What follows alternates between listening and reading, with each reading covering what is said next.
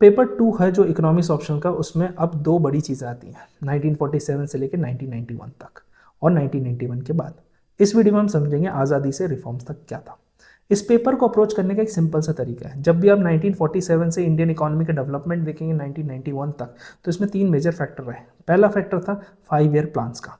जब भी इस पोर्शन से क्वेश्चन आएगा वो कहीं ना कहीं कंपैरिजन आएगा, जैसे कि 5 ईयर प्लान में क्या टारगेट रखे गए थे और क्या अचीवमेंट हुई।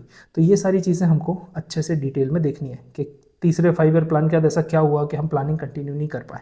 उसके बाद हर प्लान का क्या अप्रोच था, क्या सक्सेस नेचर थे, क्यों वो फेल हुआ, ये सारे कारण हमको देखने होंगे। दूसरा सबसे ज़्यादा इंपॉर्टेंट है, इस पूरे पीरियड में लाइसेंस सिस्टम था, तो वो लाइसेंस राज में इंडियन इकोनॉमी के साथ क्या हुआ। जनरली एग्रीकल्चर और इंडस्ट्री दो ही प्रोमिनेंट सेक्टर थे, क्योंकि सर्विसेज का उतना कंट्रीब्यूशन था नहीं।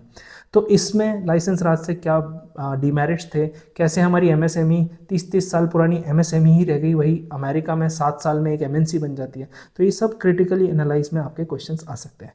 और तीसरा सबसे ज़्यादा इंपॉर्टेंट है बैलेंस ऑफ पेमेंट क्राइसिस का। 1980s के डेकेड के बारे में आपसे काफ़ी क्वेश्चन पूछे जा सकते हैं कि कैसे गरीबी और बीओपी क्राइसिस एक साथ मिलकर इंडिया को 1991 में रिफॉर्म्स एक मजबूरी बन गए। वहीं अगर कंपैरिजन करें दूसरी कंट्री से, तो वो भी क्वेश्चन पूछा जा सकता है, जैसे कि चाइना, जो कि अपनी इच्छा से रिफॉर्म्स लाया था। तो ये सारे एरियाज अगर आप पकड़ लेंगे तो ये पोर्शन भी आपके कहीं नहीं जाएगा।